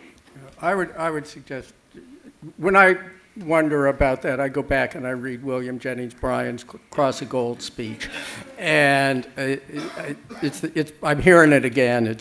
The words aren't as eloquent now as they were then. He was a better speaker. If you want to read Glass-Steagall, I brought my Glass-Steagall. I brought my Section 20. Nobody's proposing to reenact Section 20 of Glass-Steagall. The Warren Bill does not reenact Section 20 of Glass-Steagall. I mean, that language. You'll have to remind us what Section 20 is. Section 20 says that no member bank shall be affiliated in any manner with any corporation engaged principally in the issue, flotation, underwriting, public sale, or distribution at wholesale or retail of stocks, bonds, debentures, notes, and other securities. And there are a lot of qualified words in there. There was a lot of debate in the 80s and 90s over engaged principally and what the rest of that sentence means. I haven't seen anybody that in actual legislative language proposed to go back to that language. I'm going to take this question, then we'll come up to you here in the middle in just a minute. Paul Gallagher, EIR News Service, directly related to Mr. Gisdy's question. I think your expertise is all being used to ignore the reason why there is so much popular support, constituency support for Glass-Steagall. There is, by the way, also a bill in the House with 50 sponsors called the Return to Prudent Banking Act. And that reason is that the Glass-Steagall regulations were done away with during the course of the 1990s. Not only the size of the U.S. major banks completely changed, and they became mega banks in that sense for the first time in U.S. history, but the characteristics of them, the structure of them completely changed. The Federal Reserve has done studies on this. They went from 100 or 200 subsidiaries each to 3,000 or 4,000 subsidiaries each. They all became completely interconnected, buying each other's securities, buying each other's derivatives, all making the same bets, all making loans to each other, and then they all collapsed at once. And the only thing that determined which ones of them failed was which ones the Treasury and Fed decided not to bail out. They were all insolvent. I'm going to ask you to get to your question, please. I don't think I've had my minute yet. You have, yes. They were all insolvent, as Bernanke acknowledged. That is the fact which American people can see, which generates the support. There has not been a credit channel.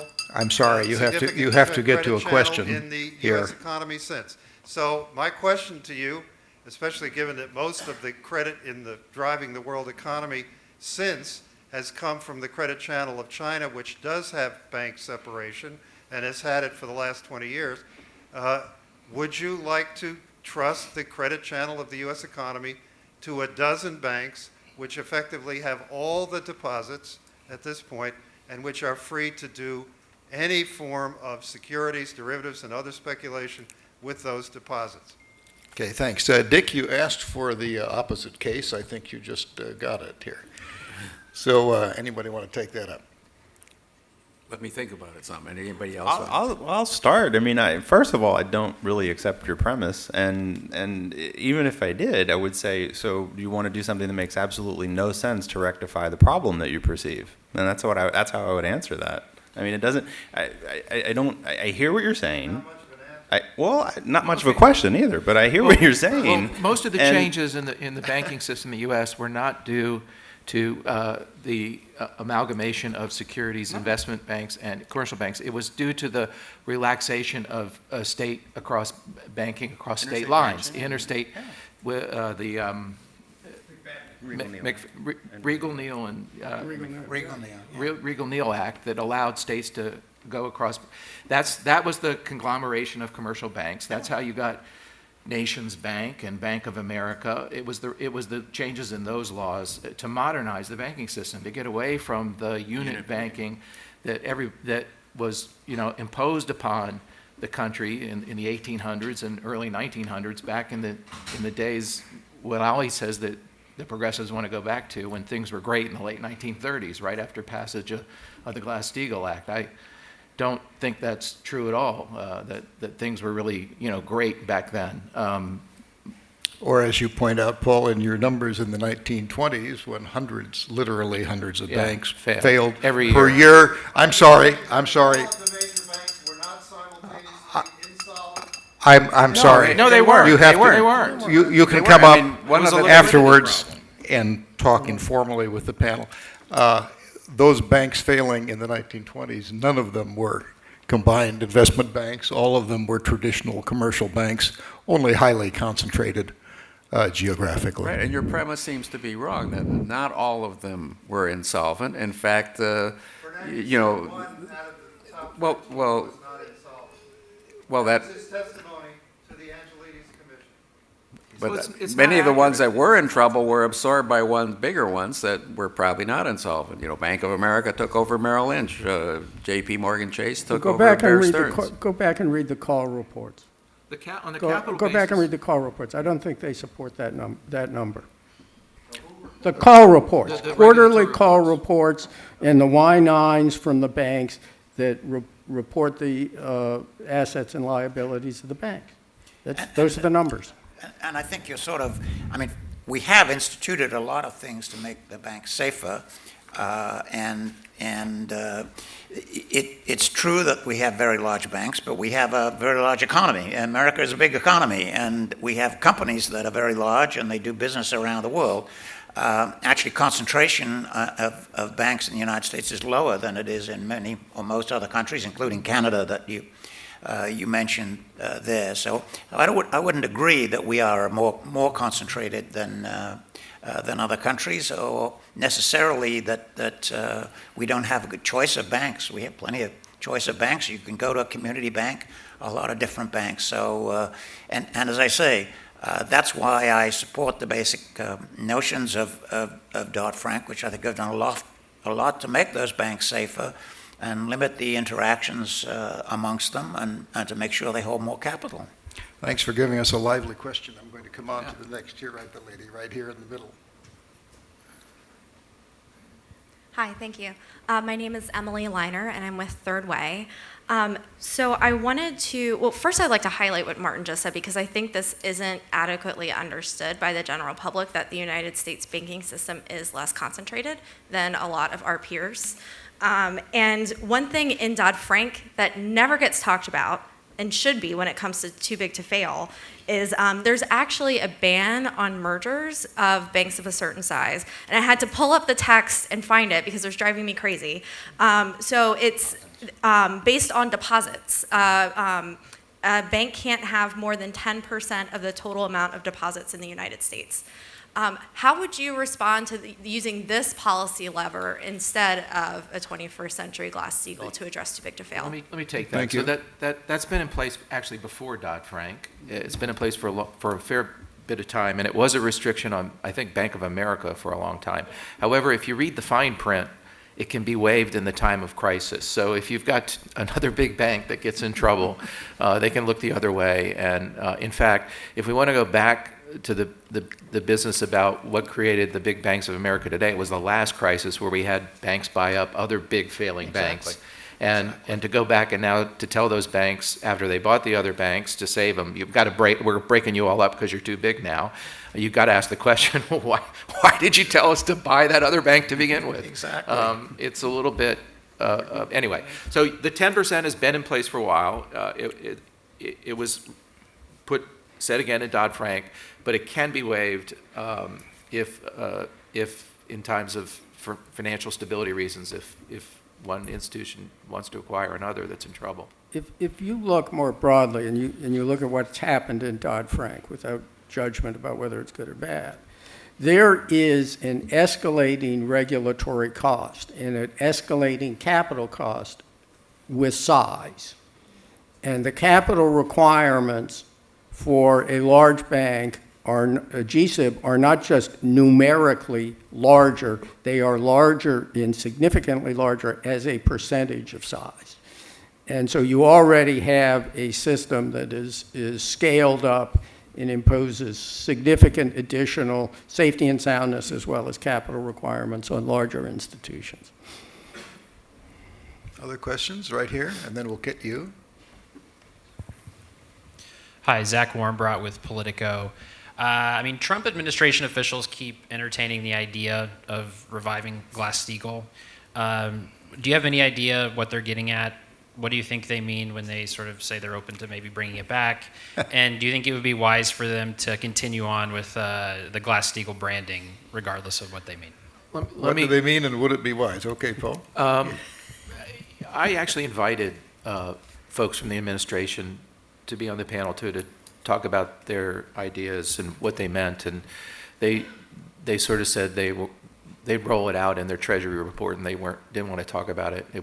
They would make it clear when they come out with their reports that are mandated by the Trump executive order. So I couldn't get them to come and tell us.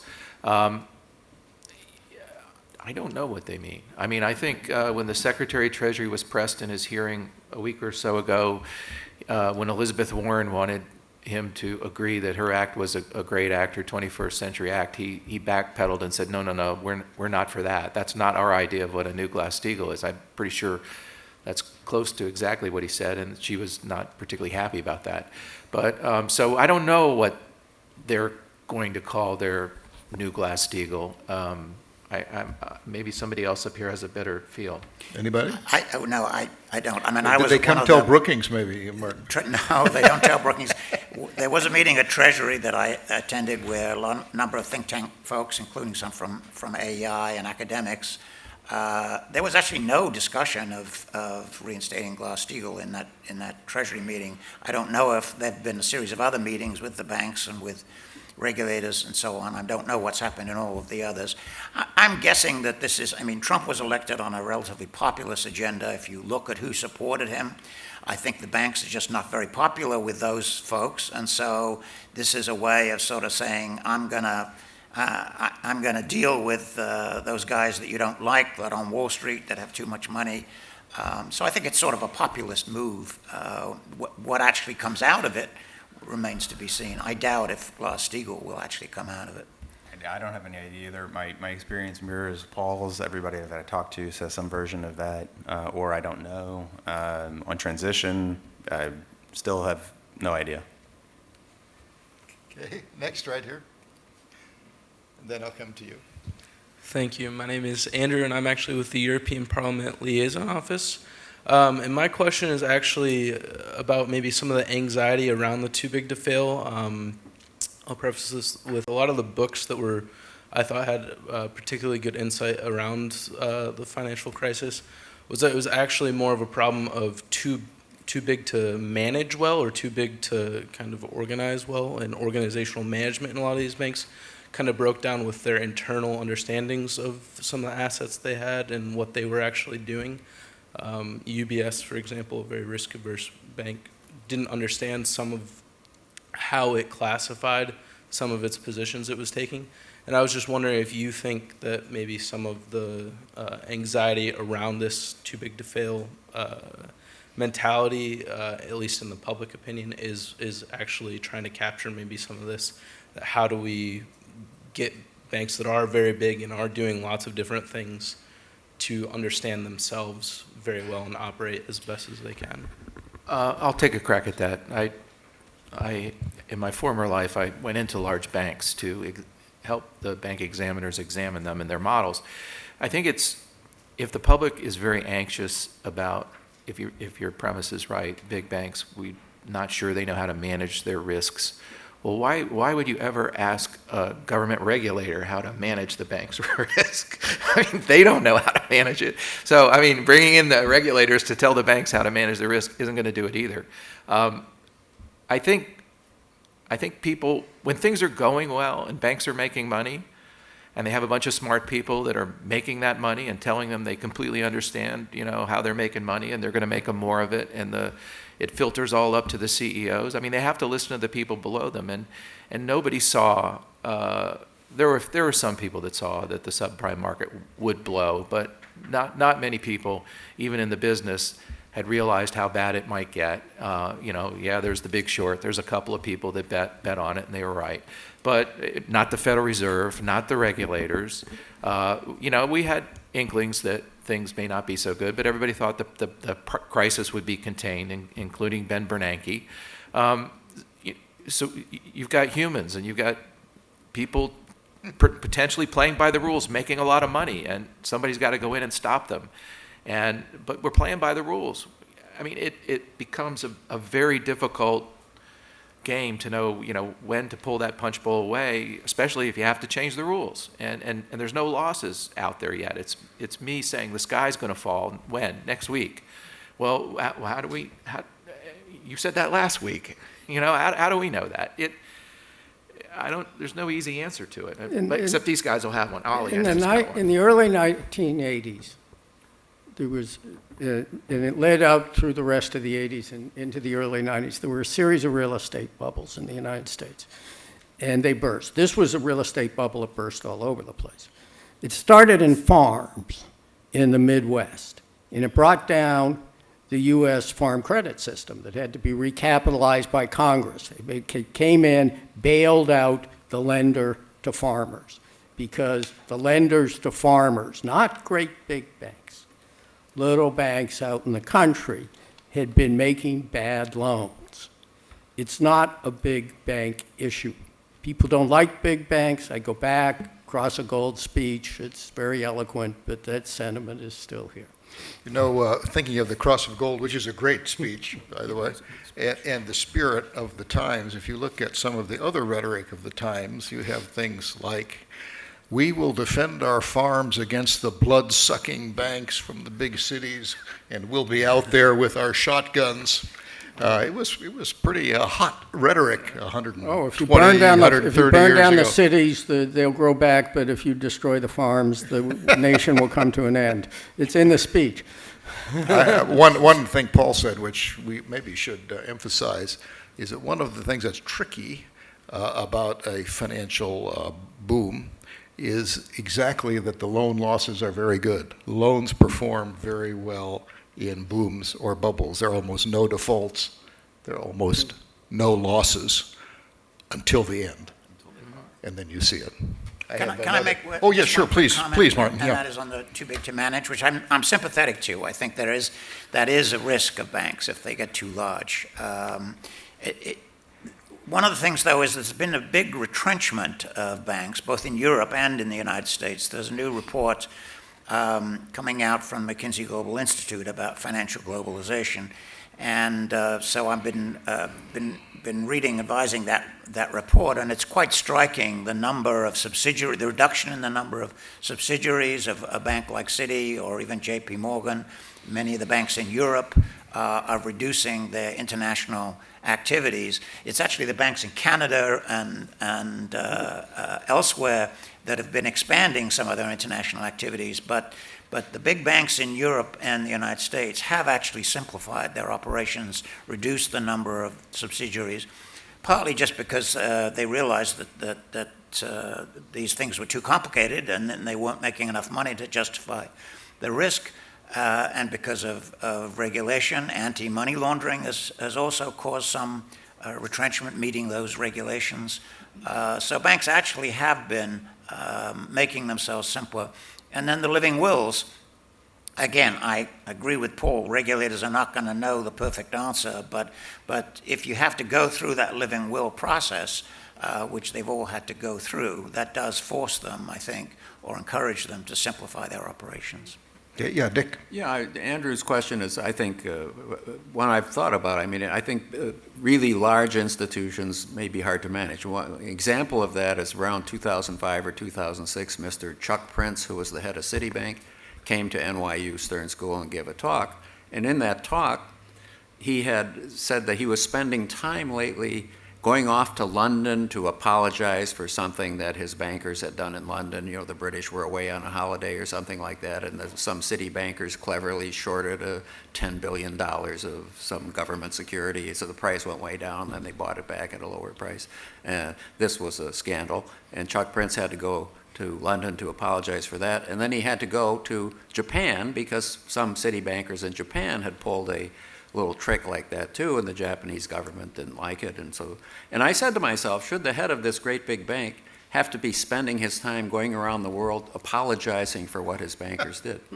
Well, no, probably not. But, you know, small banks can fail too. I guess the Bearing Bank wasn't so big, and one rogue trader did something. Yeah. The problems, you know, and the big bank, if as mentioned earlier, the London whale, yes, it was a scandal. James Dimon was very embarrassed by it, especially since he first came out and said it's not a problem. But it wasn't really such a big problem because it's such a big bank that it could lose $5 or $6 billion.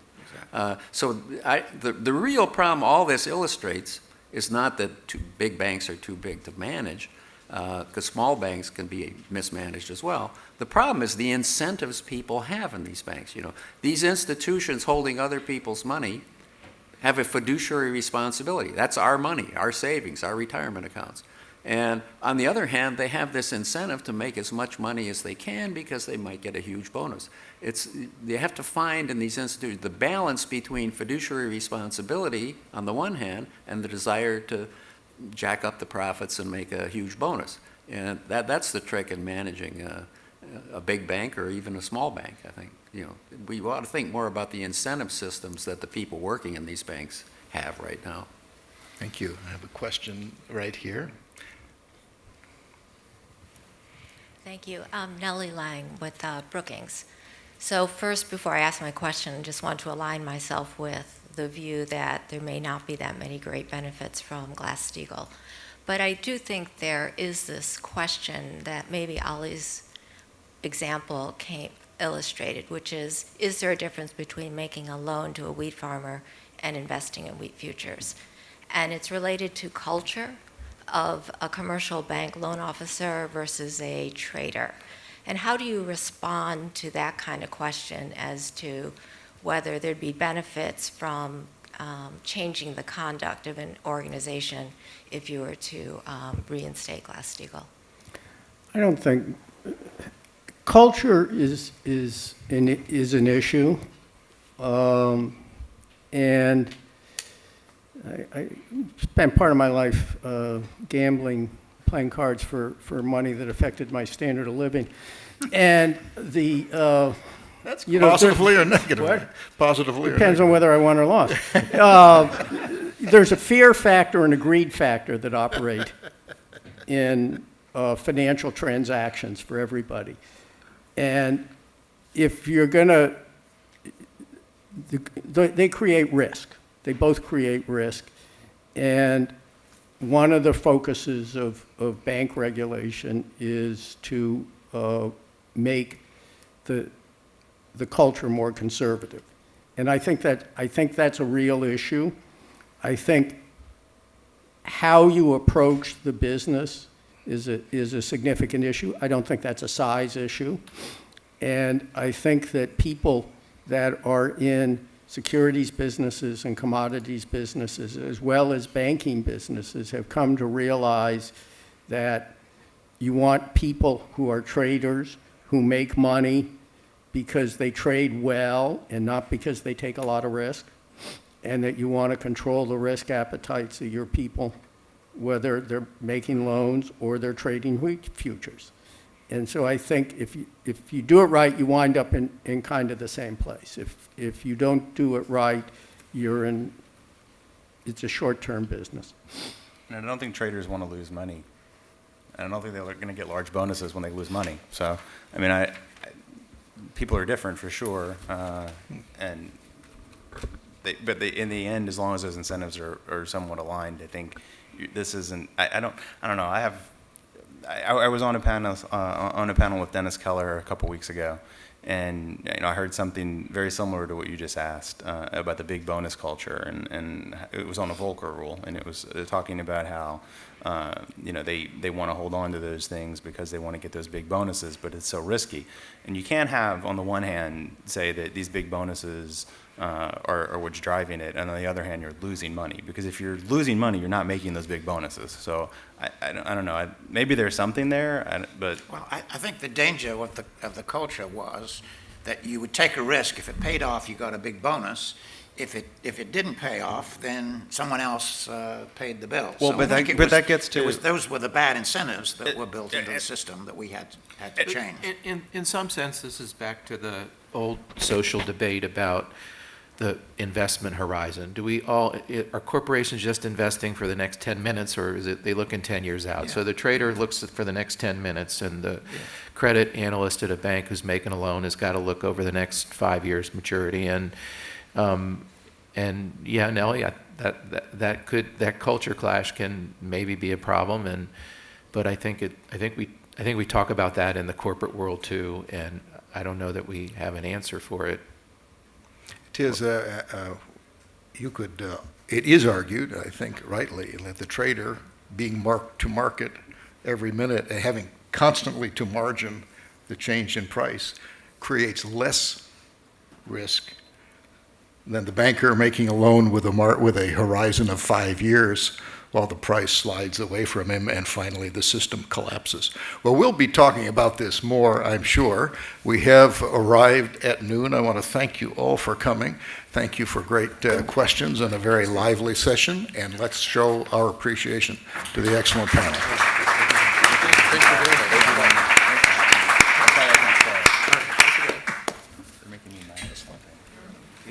Thank you. Was it good?